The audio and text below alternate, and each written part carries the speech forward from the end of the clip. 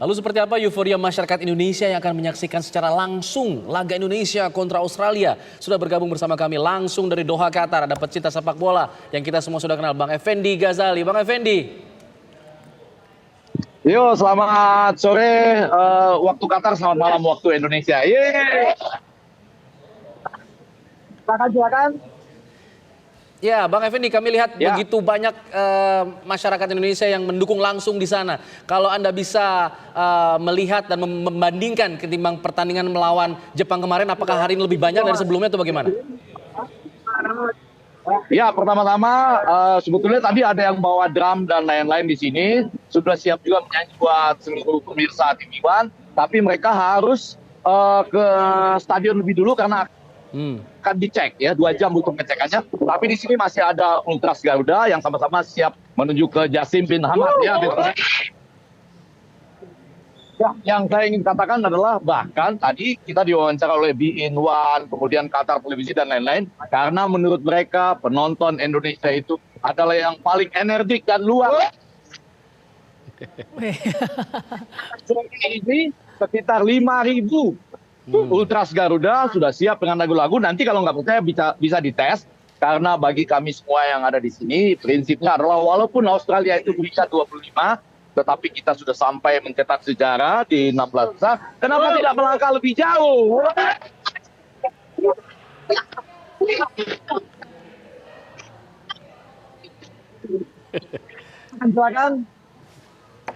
Silakan. Ya, Bang Effendi, Silakan. ya kalau kita lihat banyak yang menilai supporter Indonesia di sana sangat energik tadi dikatakan, bahkan mendapatkan pujian, tetap terus memberikan nyanyian-nyanyian meskipun kondisinya pada saat itu masih tertinggal. Nah, bagaimana sekarang nih optimisme dari para supporter Indonesia di sana untuk menghadapi laga lawan Australia yang tidak mudah juga? Oke, ya. Saya akan tanyakan kepada mereka, habis itu mereka sudah nggak tahan buat nyanyi nih. Yang pertama, kata mereka, yang penting kami dukung dulu. Kami akan menjadi pemain ke-12 bagi timnas kita, ya. Silakan. Skornya boleh ya, teriak. Berapa skor? Jadi sebagian dari mereka pada umumnya 1-0 untuk Indonesia. Ada juga yang mengatakan akan adu penalti. Tetapi mereka mengatakan mainlah lepas, mainlah bebas. Kita tahu 10 menit pertama itu akan kritikal. Jangan ada beban, kita sudah mencetak sejarah. Dan kami ada di sini untuk Garuda. Ayo, kami ada di sini. Ayo, lagunya ayo.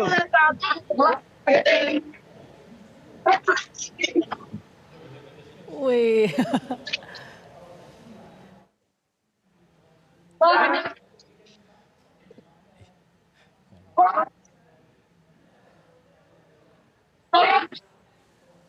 Baik. Oke, itu tadi optimisme ya dari Bang Effendi Ghazali dan juga para supporter timnas Indonesia tadi kalau tidak salah dengar 1-0 ya. Ada 1-0, optimismenya ya. ada yang pengen adu penalti, tapi yang kita harapkan bermain lepas pada malam hari ini para pemain timnas ini. Nanti kita akan bergabung lagi bersama Bang Ege ya untuk membahas mengenai jalan nanti pertandingan akan seperti apa, harapannya juga seperti apa. Nanti kita akan bergabung lagi bersama dengan analis sepak bola lainnya, ada Bang Roni Pangemanan nanti ya. Terima kasih Bang Ege, salam buat teman-teman semua yang ada di sana.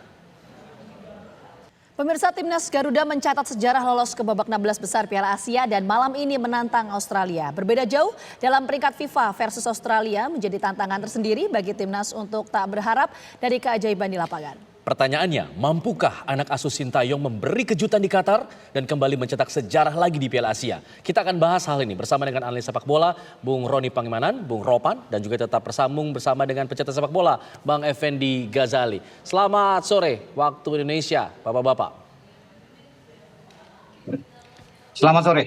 Oke, Bang Ropan dari Manado nih. Bang Ropan, kita ingin tahu nih, berbeda jauh peringkatnya antara Indonesia dan Australia. Dan Sintayong juga mengatakan kita tidak berharap lagi kepada keajaiban. Kita mau main keras aja di lapangan. Ini bagaimana analisanya? Apa kita punya peluang di laga ini? Kita punya peluang, oke, yang kita berharap. Tapi kita lupakan dulu semua euforia itu ketika kita berada di babak 16 besar, menciptakan sejarah.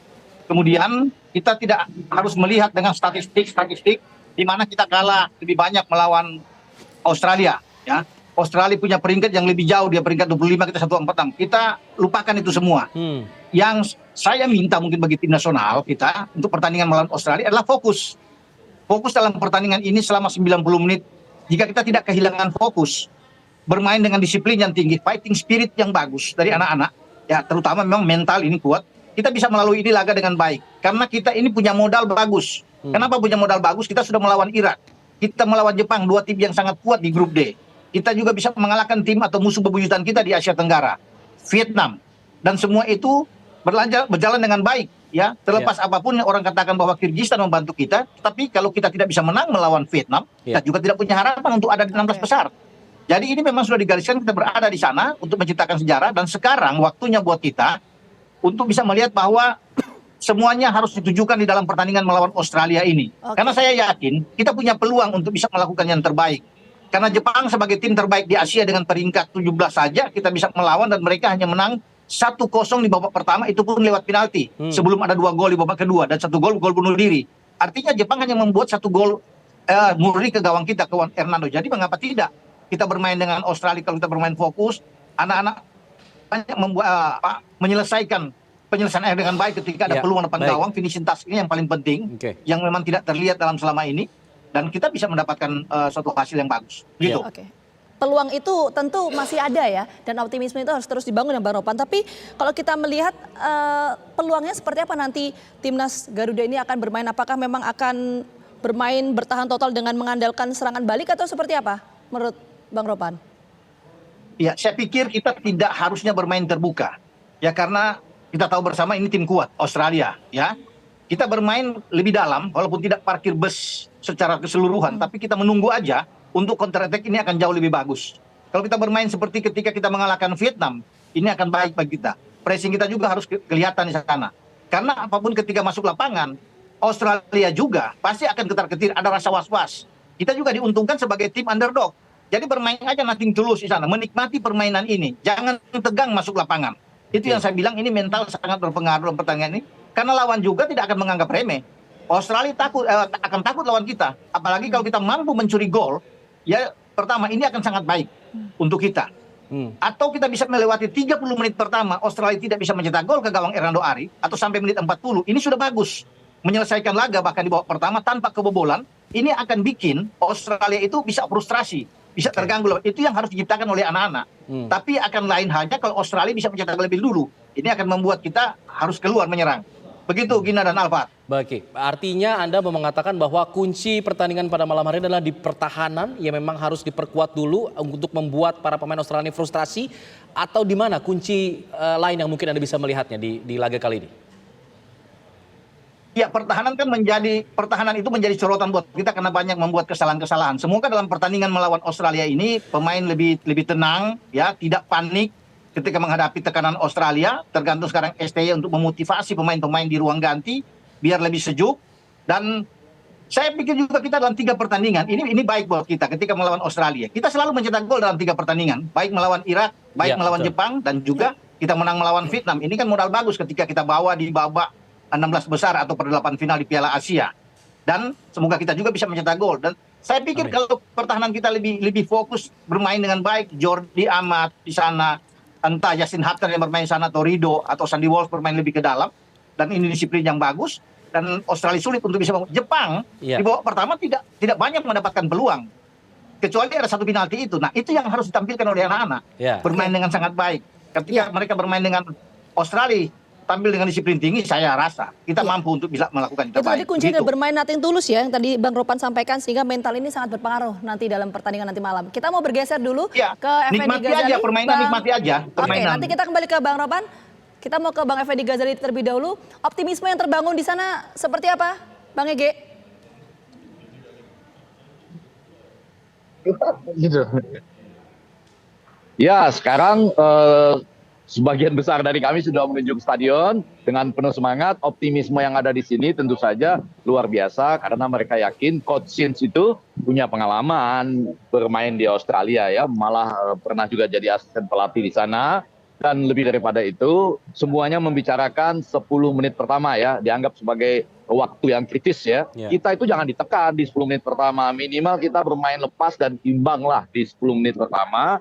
Kemudian bisa mengalir lancar, katakanlah kalau masih imbang 0-0 di babak pertama, kita percaya ya lapangan tengah kita di situ tentu saja ada Ivar Jerner, kemudian Marcelino, mungkin Egy juga diturunkan sama Rafael Struijs di depan, Jakob Suyuri, Arhan Pratama dengan lemparannya nggak tahu kalau Elkan Bagot ditukar mau diletakkan untuk bola-bola atas, terutama karena Australia ini ya bukan soal peringkat saja, mereka sangat bagus di bola mati, kemudian umpan-umpan silang, ya, umpan-umpan lambung, pertarungan di udara, sebagian gol mereka lahir dari umpan-umpan silang, umpan-umpan jauh ya, dan juga sundulan-sundulan yang luar biasa. Jadi babak pertama itu bermain lepas, jangan juga mau ditekan, lalu rencanakan serangan balik yang cukup baik, terutama kalau midfielder kita ya, main lapangan tengah kita itu mampu bermain dengan tenang dan dengan baik, dan sesekali melakukan serangan balik ya, terutama karena kita tahu Australia walaupun menang 2-0 lawan India, 1-0 lawan Suriah kemudian, tapi dia 1-1 lawan Uzbekistan, dan kita sudah biasa juga dengan Uzbekistan. Kecepatan Australia juga menurut kami yang ada di sini tidak terlalu cepat lah dibandingkan dengan Jepang yang sudah pernah kita hadapi gitu.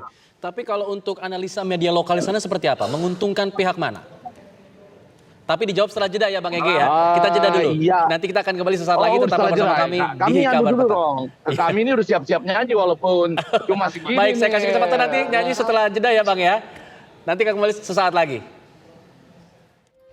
Sebelum saya kasih kesempatan Bang Ege dan juga teman-teman supporter timnas untuk memberikan nyanyiannya tadi, saya ingin ke Bang Ropan dulu ya, Bung Ropan dulu untuk mengomentari nih. Kalau kita lihat Bung Ropan, terlepas dari hasil malam hari ini, Anda melihat bagaimana penampilan timnas sepanjang gelaran Piala Asia ini? Apakah sudah menunjukkan perkembangan sejauh ini atau stagnan saja menurut Anda? Saya kira ada perkembangan bahkan pesat ya kalau bisa melihat. Karena sebelum kita datang ke Qatar, banyak yang meragukan tim ini. Kita sebagai tim yang agak direndahkan ya, paling bawah, berperingkat FIFA paling bawah bersama dengan Hong Kong. Jadi agak diragukan, bahkan mungkin ketika dengan Jepang dan Irak akan menjadi lumbung gol. Irak yang menang pada kita dengan 5 gol di Basra di kualifikasi Piala Dunia ya. Ini tidak mampu untuk bisa membuat gol banyak lagi. Bahkan kita masih bisa menyamakan 1-1 lewat Marcelino sebelum ada gol yang diperdebatkan ya, gol di injury time babak pertama dan mereka bisa mendapatkan gol ketiga. Jepang juga. Jadi memang ini prospeknya bagus. STY membawa pemain-pemain muda yang ada di sini yang terbaik yang ada di semua kontestan yang ikut di Qatar ya. Artinya paling muda, tim yang terbaik yang saya pikir di sini. Jadi satu modal bagus dan perkembangan ini baik karena kita akan menuju ke U23 nantinya di Qatar pada bulan April dan Mei. Nah, ini satu hal yang sangat baik yang ada di tim kita. Dan itu diakui juga. Pelatih Jepang, pelatih Irak, semua mengakui bahwa kita punya pemain-pemain muda yang bagus. Aset yang berharga buat tim nasional Indonesia. Jadi kalau ditanya berkembang, saya pikir ini oke. Apa yang ditanamkan oleh STY dengan memberikan kesempatan banyak pemain-pemain muda. Pratama Arhan, ada sana, ada Marcelino, Ivar Janner, Rafael Struijs, sekarang ada Justin Hapner, Elkan Bagot, Rizky Ridho. Semua kan pemain-pemain muda ini yang di bawah 23 tahun. Jadi kita bagus. Hal ini menguntungkan buat kita nantinya untuk prospek ke depan. Ya, para pemain ini perkembangannya cukup pesat ya. Tapi yang belum kita gali tadi adalah prediksi dari Bang Ropan untuk permainan atau pertandingan nanti malam seperti apa? Akankah imbang atau seperti apa skornya? Saya tidak. Prediksi Bang Ropan? Ya, Gina, saya tidak terlalu muluk-muluk ya. Tidak terlalu muluk-muluk. Kalau menang itu luar biasa. Tetapi imbang aja dalam pertandingan ini sudah bagus buat kita. Selama 90 menit. Ya, sebelum adu penalti. Makanya saya bilang ini sudah paling baik buat kita untuk bisa bermain imbang saja. Kalau menang itu sudah bonus yang luar biasa buat kita untuk bisa melaju sampai ke babak 8 besar. Skor imbang itu potensinya besar kalau menurut Bang Ropan? Imbang aja.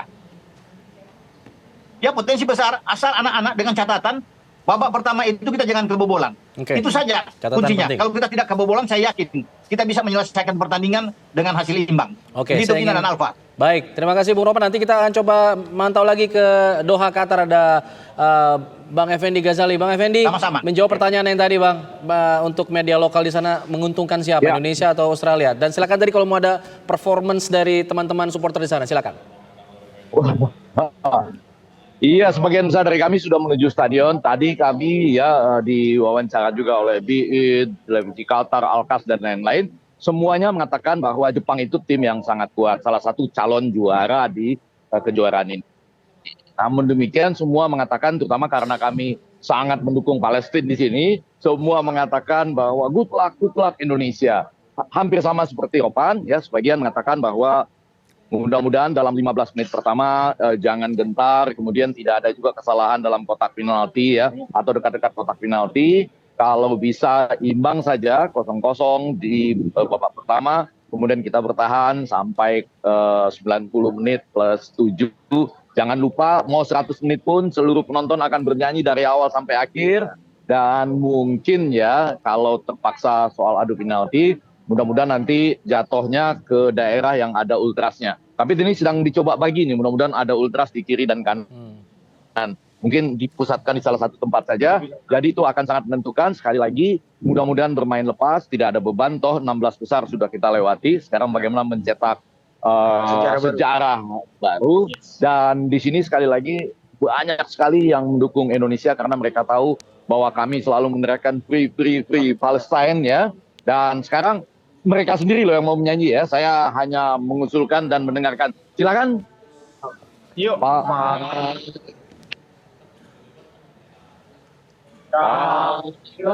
Janji pada negeri pada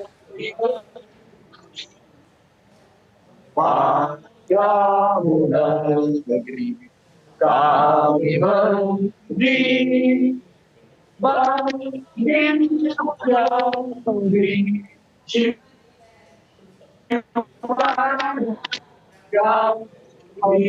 Kami datang lagi. Kami datang lagi, timnas Indonesia, lawan kami, menangkan kembali. Baik, Bang Ege, itu optimisme yang sangat terasa nih sampai di Indonesia. Ya, pesannya terasa. Pesannya terasa sekali, Pesannya Bang sampai. Ege, terima kasih banyak. Kita mau ke Bang Ropan lagi. Bang Ropan, kok tadi Bang Ropan menyampaikan bahwa potensi besarnya ya ini kalau bisa imbang lah. Nah, tapi kalau kita melihat komposisi tim pemain dari Australia ini seperti apa? Apa yang harus diwaspadai dan apa yang menjadi harus atensi kita bersama? Iya, bagi pertahanan kita, ya, yang saya bilang tadi di awal jangan membuat kesalahan banyak, ya. Australia punya pemain yang bagus, ya. Martin Boyle yang mencetak gol ke gawang Uzbekistan ketika bermain imbang 1-1. Mereka punya Yengi juga yang sangat baik, ya. Ada Michel Duke. Tapi juga harus diingat bahwa satu gelandang mereka yang sudah mencetak gol sejauh ini ada 2 gol dari Australia di pagelaran Piala Asia, Jackson Irvine. Ini pemain yang harus diantisipasi oleh gelandang-gelandang kita. Terutama kalau Justin Hubner didorong oleh STY bermain di gelandang bertahan sebagai double pivot bersama dengan Ivar Jenner. Inilah yang menjadi tugas untuk bisa mengatasi pergerakan dari Jackson Irvine yang sangat berbahaya. Di samping yang saya bilang tadi, mereka punya Martin Boyle, pemain yang bisa bergerak dari sisi kanan. Dan kalau 2 pemain ini bisa diawasi dengan baik, saya yakin kita bisa mendapatkan hasil yang oke. Ya, tidak membuat mereka itu banyak bergerak punya ruang. Kalau mereka itu lepas, ini akan berbahaya karena 2 pemain ini yang sudah membuktikan kapasitas mereka sebagai pemain-pemain yang handal, punya naluri yang besar untuk mencetak gol. Begitu, Rafa dan Gina. Ya, pada pertandingan sebelumnya kita melihat STY sempat bereksperimen menempatkan Elkan Bagot di depan. Apakah ini menjadi satu strategi yang mungkin bisa digunakan lagi pada saat melawan Australia atau memaksimalkan Bagot di belakang? Saya pikir enggak. Lawan Jepang itu hanya spekulasi yang dibuat oleh STY untuk bisa mencari gol buat kita ketika kita ketinggalan. Kita perlu pemain-pemain yang tinggi dan itu kan diakui oleh STY. Yeah. Tapi ini suatu hal yang tidak boleh diulangi lagi. Ya, Elkan Bagot itu spesialisnya pemain belakang, bukan pemain depan. Ya, jadi kalau untuk dimanfaatkan, Elkan sebaiknya bermain di belakang, bukan di depan. Tetap kita harus bisa mempertahankan garis belakang kita dengan baik untuk bisa tidak tertembus oleh pemain-pemain lawan. Nah, masalahnya buat kita kan sekarang finishing touch kita. Karena 3 gol yang kita hasilkan semua bukan dari pemain-pemain depan. Marcelino Ferdinand itu gelandang serang. Yeah. Sementara 2, Asnawi penalti dan juga Sandy Walsh itu pemain belakang semuanya. Makanya tantangan sekarang itu ada di pemain depan. Ada di Rafael Struijk. Harus bisa membuktikan untuk mencetak gol. Banyak juga yang menginginkan Ramadan Sananta bisa dimainkan. Betul. Untuk bisa, kalau dia bugar, mengapa tidak dimainkan? Karena kita butuh orang-orang yang punya naluri besar dalam hal mencetak gol. Semoga Rafael Struijk pada malam ini melawan Australia bisa mencetak gol ke gawang Australia, ke gawang Matt Ryan. Oke. Kalau kita tahu Rafael Struijk umurnya masih muda, lalu kemudian banyak yang menyoroti masih belum banyak pengalaman begitu di depan memimpin lini depan timnas Garuda. Nah, ini bagaimana kemudian seorang pemain depan yang menjadi tulang punggung serangan timnas dengan pertandingan seberat ini bagaimana ia harus menempatkan diri di pertandingan sebesar ini? Ya bagi Rafael kan dia selalu menjadi andalan bagi Sintayong dimainkan ya. Ya. Jadi suatu modal yang bagus untuk menghadapi Australia. Kalau bicara pemain yang masih baru belum pengalaman, semua pemain masih baru. Untuk pertama kali bermain di Piala Asia setelah menunggu sampai 17 tahun dari 2007 terakhir dan sekarang bermain. Dan semua rata-rata pemain-pemain muda ini juga mendapat kesempatan yang sama untuk menimba ilmu di Piala Asia ini. Jadi bukan hanya Rafael dalam pertandingan ini, tapi kan sudah bagus prospek atau ke depan itu baik buat kita. Tinggal sekarang menunggu racikan dari STY. Apa yang akan dia lakukan untuk menghadapi Australia? Australia itu bermain dengan 4 di belakang, ya 4-2-3-1. Nah kita akan respon dengan apa? STY hanya punya 2 pilihan. Ya, bermain dengan 3-4-3 secara normal yang dia mainkan selama ini atau bermain dengan 3-5-2. Ya, mendorong tetap Asnawi di kanan di flank bersama dengan Pratama Arhan bermain dari 2 sisi flank. Saya pikir itu 2 strategi yang akan dimainkan oleh STY dalam pertandingan melawan Australia. Begitu, Afat. Baik. Lantas pertanyaan selanjutnya begini, Bang. Pratama Arhan dengan lemparan jauhnya ini akankah jadi strategi yang bisa dimainkan oleh STY atau seperti apa? Ya, saya pikir dia akan tetap dengan spesialis seperti itu. Seperti ketika dia melempar bola dan akhirnya mendapatkan gol balasan kita ya lewat Sandy Walsh injury time melawan Jepang. Dan ini kan satu keahlian bagi kita, menguntungkan memang buat kita ada Pratama Arhan. Dan dia pasti akan dimainkan kalau dalam press conference dia ditampilkan bersama dengan STY dan saya rasa dia akan bermain. Banyak yang menginginkan Sain Patinama yang justru banyak netizen ingin lihat dia bermain, tapi saya yakin bahwa Arhan yang akan mendapat tempat di posisi kiri. Dan bermain dengan 3-4-3 itu adalah satu formasi yang bagus, opsi yang akan diberikan oleh STY untuk menghadapi Australia. Dan 3 pemain belakang ya tergantung STY untuk memainkan siapa. Hafner untuk ke belakang atau tetap dengan Jordi Amat dan ada Sandy Walsh yang menarik ke dalam. Semua kan tergantung dari STY. Makanya saya bilang, ini kita akan tunggu. STY akan menampilkan seperti apa. Namun tidak akan berubah jauh, saya pikir. Tidak akan berubah jauh untuk pergantian pemain. Dengan Rafael di depan, Jakub Sayuri di kanan, Marcelino bergeser ke kiri di barisan depan dengan Ivar Yaner dan Justin Hafner bermain di tengah. Saya pikir dibantu juga dengan 2 flank Arhan dan Asnawi. Ini suatu kombinasi yang sangat baik yang mungkin saja ya ini mungkin bisa dimainkan oleh STY dengan Jordi ada di belakang, tentunya dengan Sandi dan Rido. Itu menurut saya penjaga gawang tetap Hernando Ari. Begitu Gina dan ya, tadi kan disebutkan mengenai susunan pemain di tengah dan juga belakang begitu ya. Nah, Anda melihatnya bagaimana kekompakan dari tim ini dengan adanya pemain-pemain keturunan yang mungkin tidak memiliki kemampuan berbahasa Indonesia dengan baik. Komunikasi mereka Anda melihatnya seperti apa di lapangan? Apakah ini akan cukup untuk menahan gempuran dari Australia? Ya, saya pikir semua berusaha ya untuk bisa belajar bahasa Indonesia dengan baik dan itu sudah terlihat dari pemain-pemain naturalisasi kita. Ya, makanya mereka terus secara bersamaan. Satu-satunya pemain yang belum bisa bermain dalam 3 pertandingan kan adalah Sain Patinama yang belum bisa ditampilkan. Tapi selebihnya kan mereka semua bisa bermain dan ada untungnya bahwa sebagian besar pemain-pemain ini kan dari Belanda sehingga mereka bisa berkomunikasi juga dengan baik. Ya, walaupun sedikit bisa berbahasa Indonesia tapi juga bahasa Belanda dan bahasa Inggris mereka bisa melakukan ini. Nah, yang paling penting juga komunikasi ini. Karena di lapangan itu perlu untuk komunikasi dengan baik sehingga menciptakan chemistry yang bagus di dalam kita bermain sepak bola. Nah, kalau komunikasi kita baik di lapangan tentunya akan baik buat tim nasional kita. Begitu. Baik. Terima kasih Bung Ropan. Kita harapkan apa yang menjadi prediksi Anda bisa terwujud, bisa 0-0 di babak pertama, lalu kan bisa mencuri-curi gol di babak kedua. Kita akan tunggu mudah-mudahan Indonesia menampilkan permainan yang terbaik. Terima kasih Bung Ropan. Terima kasih. Selamat sore.